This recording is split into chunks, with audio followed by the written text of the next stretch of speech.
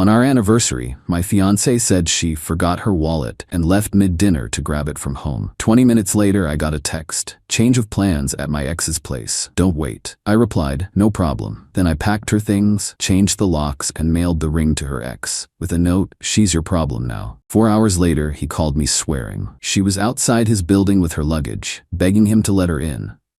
You know you've reached a new level of pathetic when you're sitting alone at a 5-star restaurant on your anniversary, nursing an $80 bottle of wine while the waitstaff gives you those poor bastard looks. The kind where they're trying to seem professional, but you can practically hear them thinking, damn, he got stood up hard. That was me last Friday night. 32 years old, successful property developer, recently engaged to what I thought was the love of my life. Spoiler alert, she wasn't. Let me back up. Rachel and I had been together for 3 years, engaged for 6 months. She's a high-end real estate agent, attractive, charming. I was drawn to her confidence, her ambition. Should have paid more attention to the warning signs. The ex she'd occasionally mention with a little too much fondness. The mysterious girls' nights that left her phone mysteriously dead until morning. The way she'd sometimes go completely away for hours with flimsy excuses. But like an idiot, I believed her every time. Love makes fools of us all, right? Well, some more than others. Last Friday was our 3-year anniversary. I made reservations at AmITheA, the kind of restaurant where they don't put prices on the women's menus, and a waiter stands by with a crumb scraper between courses. I'd arranged everything. Champagne on arrival, her favorite flowers on the table, the works. I even had a custom-made bracelet to give her as an anniversary gift. Not as expensive as her engagement ring had been, but still 5 figures sitting in a velvet box in my pocket. Looking back, I can see I was a textbook simp, always picking up the check, buying her lavish gifts, letting her drive the BMW I'd bought while she contributed next to nothing to our life together. The whole happy wife, happy life mentality had turned me into her personal ATM. But you know what they say about hindsight? It's 20/20 and hurts like a bitch. She seemed off from the moment we arrived, checking her phone under the table, one eye on the door like she was expecting someone. I asked if everything was okay. Just waiting for a work email, she said. Classic Rachel deflection. We ordered appetizers, and she excused herself to the bathroom. Came back looking slightly agitated, but I ignored it. The entrees arrived. Wagyu beef for me, Chilean sea bass for her. That's when she patted her purse and did this exaggerated gasp. Oh my God, I forgot my wallet at home. I need to grab it real quick. She stood up, already grabbing her coat. I'll just run back and be right back. I frowned. Your wallet? Since when do you pay for our dinners? In 3 years, I could count on one hand the number of times she'd picked up a check, with fingers to spare. She laughed nervously. It's not about paying, it's about something important in there. 20 minutes, tops, keep my food warm. And then she was gone, clicking across the restaurant in her Louboutins, leaving me with a table full of food and a growing sense of unease. I waited, checked my watch, 15 minutes, then 20. The waiter came by, concern poorly disguised as attentiveness. Would sir like his companion's meal boxed up? I was about to say no when my phone buzzed. A text from Rachel. Change of plans at my ex's place. Don't wait. Just like that. No explanation, no apology, not even the decency to dump me with a phone call. The restaurant suddenly felt too bright, too warm. People at nearby tables seemed to be staring as if they could somehow read the text on my phone and knew I was being humiliated in real time. I took a deep breath, then another. The waiter hovered awkwardly. Sir, is everything? I looked up at him, a strange calm washing over me. Actually, I'll take the check now. And yes, box up her meal. I paid the $300 plus bill, tipped the waiter generously. Not his fault my fiancé is a sociopath, and walked out with Rachel's untouched sea bass in a fancy container. In my car, I stared at her text for a full minute, then typed back, no problem, just that. No tears, no begging, no rage. Let her think I was taking it well. Let her think I was a pushover. It would make what came next all the sweeter. On the drive home, I called my buddy Mike, who works as a locksmith. Explained the situation. Dude, that's brutal, he said. Need me to come over? Yeah, tonight. Bring whatever you need to change every lock in the house. On it. Next call, my lawyer, Aaron. Yes, on a Friday night. That's why I have her on retainer. Cancel the prenup work, I told her. We'll need a different set of documents instead, and I want to sell the BMW immediately. The one in her name? Aaron asked. The one in my name that she drives, I clarified. Get the paperwork ready. Then I drove home to our house. Well, my house, technically. My name on the deed, my down payment, my mortgage that I'd been paying entirely on my own because Rachel was saving for our future. Right? The first thing I did when I got home was go to her jewelry box. The engagement ring I'd given her, a 2.5-carat diamond that set me back $21,000, was sitting there. She never wore it at home, claimed it was too fancy for every day. Now I understood. It was just a trophy, not a symbol of commitment. I pocketed the ring, then went to my safe and pulled out something else. An identical ring case containing a perfect cubic zirconia replica I had made 6 months ago. Call it insurance, call it paranoia, but something in my gut had told me to protect that investment. Then I methodically went through the house, gathering every single item that belonged to Rachel. Clothes, shoes, so many shoes, makeup, personal files, everything. I wasn't destructive about it. Didn't cut up her dresses or break her perfume bottles like some spurned lover in a bad movie. No, I was surgical, clinical. Each item carefully packed in boxes and suitcases. As for the gifts I'd given her over the years, those stayed. The Tiffany necklace, the Cartier watch, the designer handbags, all of it remained in my possession. I didn't buy them for her to keep after betraying me. Those would be sold or donated, but they certainly weren't going with her. By the time Mike arrived an hour later, I had the entire contents of Rachel's life stacked in our foyer. Damn, you don't mess around, he said, eyeing the mountain of luggage. Neither does she, apparently. Mike changed every lock in the house while I continued packing, boxing up the last of her bathroom products. When he finished, he handed me the new keys. What about her key to the BMW? He asked. Won't need it where that car's going, I replied. I'd already arranged for it to be picked up by a dealer in the morning. I found her key fob and added it to the small collection of her valuables I was keeping separate from the main pile. Mike left around 11 p.m., right as I finished cleaning out the last traces of Rachel from my home. But I wasn't done yet. Not by a long shot. I knew exactly who her ex was. Dylan, the supposedly toxic relationship she'd escaped right before meeting me. The guy she claimed was unstable and obsessive. The same guy whose name still lit up her phone regularly with texts she'd always quickly dismiss as just tying up loose ends. I'd met him once at a charity event last year that Rachel insisted we attend. She'd been visibly uncomfortable when we ran into him, made a big show of holding my hand, introducing me as her fiancé. Dylan had been perfectly civil, if a bit stiff. Shook my hand, congratulated us. I remembered thinking he seemed surprisingly normal for someone Rachel had described as practically a stalker. I found his contact info in Rachel's address book that she'd left in her desk. Because I'm not a complete psychopath, I didn't just show up at his place with all her stuff. Instead, I called a 24-hour courier service and arranged for everything to be delivered to his address. Everything except the fake ring. For that, I had special plans. While waiting for the courier, I drafted a letter. Dylan, since Rachel decided to spend our anniversary with you, I assume you're back together. Congratulations. Enclosed is the engagement ring I gave her, which she won't be needing anymore. She's your problem now. Best of luck. You'll need it. P.S. Her sea bass from dinner is in the small cooler. Hate to see good food go to waste. I put the fake ring and the note in a small package, added the container with her now cold anniversary dinner, and addressed it to Dylan for morning delivery. Paid extra for signed confirmation. By 1 a.m., the courier had come and gone with Rachel's possessions. I changed all the passwords to our joint streaming accounts, removed her authorized user status from my credit cards, and transferred her paltry portion out of our joint bank account into a new account in her name alone. I even remembered to call our security system company and remove her access code. Then I poured myself a scotch, sat down on my now half-empty couch and waited. The first text came at 2:18 a.m. WTF, Scott? Where are you? I'm at the house and my key doesn't work. I didn't respond. Are you seriously changing the locks because of one mistake? This is insane. Still nothing from me. Answer me. Where is all my stuff? I sipped my scotch, watching the texts roll in with increasing panic and outrage. Around 3 a.m., the calls started. I let them go to voicemail, each message more frantic than the last. At 4:23 a.m., my phone rang again. Not Rachel this time, but a number I didn't recognize.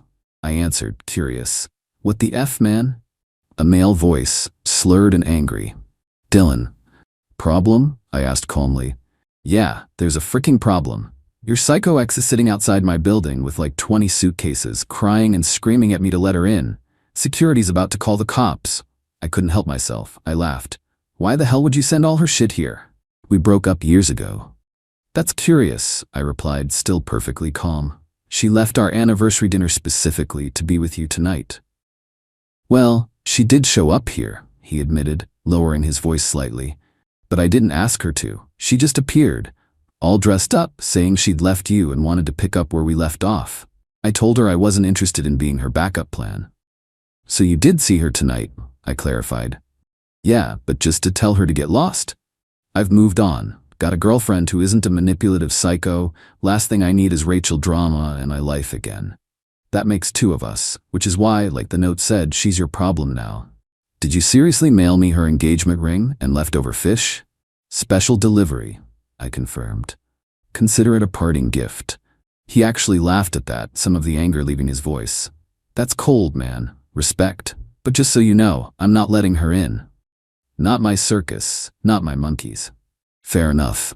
Put her on the phone. There was shuffling, muffled voices. Then Rachel's tearful voice. Scott? Baby, this is all a huge misunderstanding. I cut her off. Your things have been delivered. The ring is with Dylan. Your portion of our joint account has been transferred to a new account in your name at First National. The locks have been changed, as has the security code. Oh, and the BMW has been sold. Do not come back to the house. Any attempts to enter will be considered trespassing. We're done. But where am I supposed to go? She wailed. That sounds like a you problem. Maybe try the ex you were actually with tonight. It was a mistake. I was just confused. Goodbye, Rachel. I hung up, blocked both numbers, and finished my scotch. The next morning, I woke up feeling strangely light. The house was quieter, emptier, but somehow less suffocating. I made coffee, updated my relationship status on social media, instantly triggering a barrage of messages from mutual friends, and started planning the rest of my life. Rachel free. That was a week ago. Since then, she's tried everything. Showing up at my office, security escorted her out. Sending her friends to plead her case, I declined to discuss it. Even getting her mother to call me. I explained exactly what Rachel had done, and her mother actually apologized to me before hanging up. The best part? She has no idea the ring Dylan received was a fake. The real one is sitting in a safe deposit box at my bank, waiting to be sold when the market's right. Not because I need the money, but because every cent of it will go toward the down payment on a vacation property I've had my eye on. A place Rachel always said was too remote and not social enough. Sounds perfect to me now. The bracelet I'd planned to give her that night? Returned it, used the money to book a solo trip to Greece next month.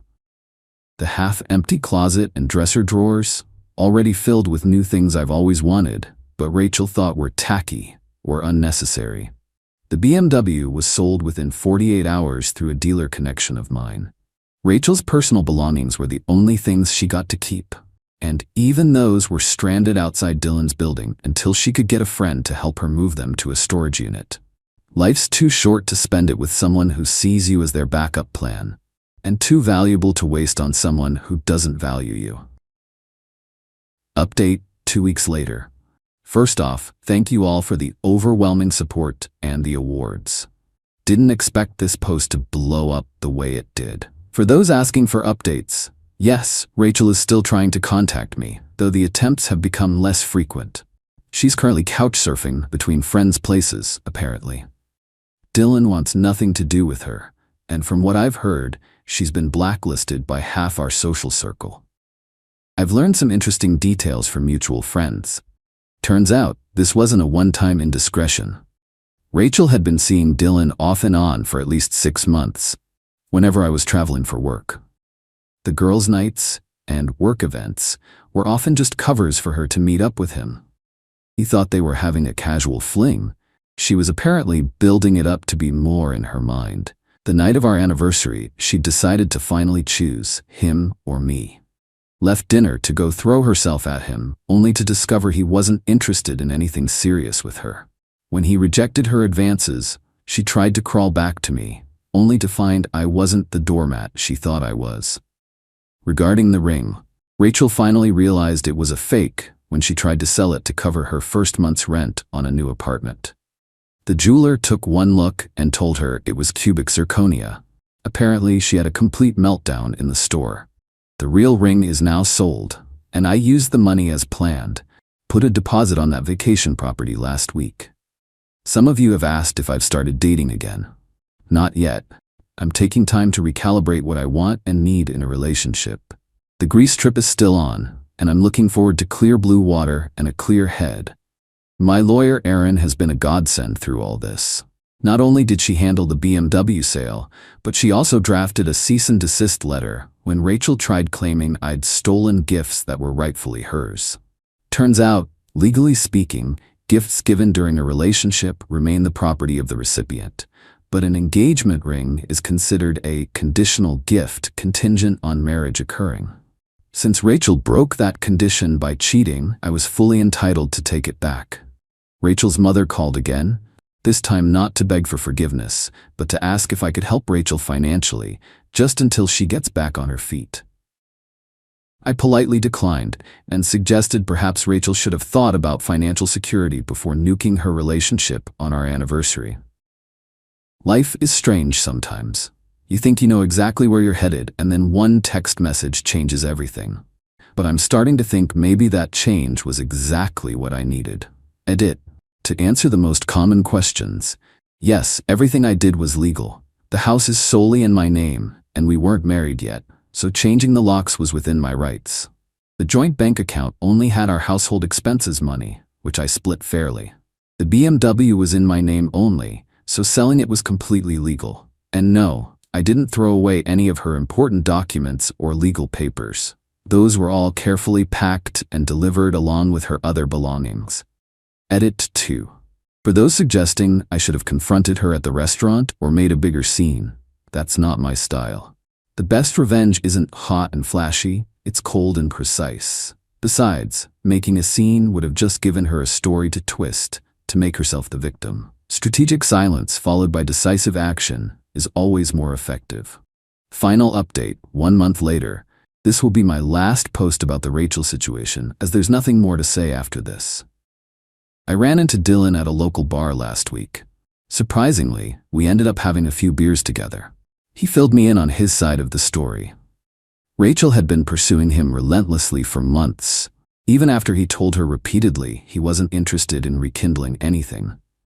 The night of our anniversary, she showed up at his place uninvited, already spinning stories about how she'd left me and was ready to start fresh with him. According to Dylan, he shut her down immediately, told her he was seeing someone else and wasn't interested in being her plan B. That's when she tried to stay the night anyway, claiming she had nowhere to go. He refused, and that's when I had all her stuff delivered and he called me. "You dodged a bullet," he told me over beers. When we dated years ago, she did similar stuff, always keeping her options open, always with one foot out the door. The strangest part of the evening was realizing how similar Dylan and I are. Same taste in music, similar hobbies, even the same favorite brewery. It became clear that Rachel has a type but can't seem to commit to it. As for Rachel herself, she's moved to her mother's place in Phoenix. Apparently quit her real estate job suddenly, told everyone she needed a fresh start. One of our mutual friends let slip that she's already on dating apps there, using the same photos from when we were together, minus me cropped out. Some people never change. I leave for Greece next week. The vacation property is coming along nicely, closing scheduled for when I return. I've been renovating the house too, replacing furniture that reminds me of Rachel, painting rooms colors she hated, transforming the space into something that's completely mine. The fake engagement ring saga had an amusing epilogue. Rachel apparently tried to sue me for the value of the real ring, claiming I'd stolen it. Her case was dismissed when Erin produced documentation showing I'd purchased both rings, the real one and the replica, and Rachel had abandoned the real one at our home before our breakup. Several friends have tried to set me up with someone new, but I'm not ready. Not because I'm hung up on Rachel. That ship has sailed, hit an iceberg, and sunk to the bottom of the emotional ocean, but because I'm enjoying my own company too much right now. The house feels like mine again. My schedule is my own. The only drama in my life is whether to have Thai or Italian for dinner. Someone commented that the best revenge is living well. They're right. But I'd add that the best living happens when you stop seeing yourself through someone else's eyes and start building a life that feels authentic to you, regardless of who's watching. To everyone who offered support through this bizarre chapter of my life, thank you. Your comments and messages kept me grounded when I might have otherwise doubted myself. To anyone going through something similar, it gets better. The embarrassment fades, the hurt dulls, and eventually, you'll find yourself laughing about it over beers with your ex's ex, which is possibly the strangest form of closure, but closure nonetheless. Edit 3. For those keeping score, the final tally of Rachel's attempts to contact me: 47 calls, 118 texts, 22 emails, 3 handwritten letters, 5 deliveries of various gifts, all returned, and 1 attempted break-in that my security system thwarted. She even tried to crash a business dinner I was having with clients, claiming to be my fiancé who was running late. The restaurant staff, who knew me well and had been briefed on the situation, escorted her out before she reached my table. Some people really don't know how to take no for an answer.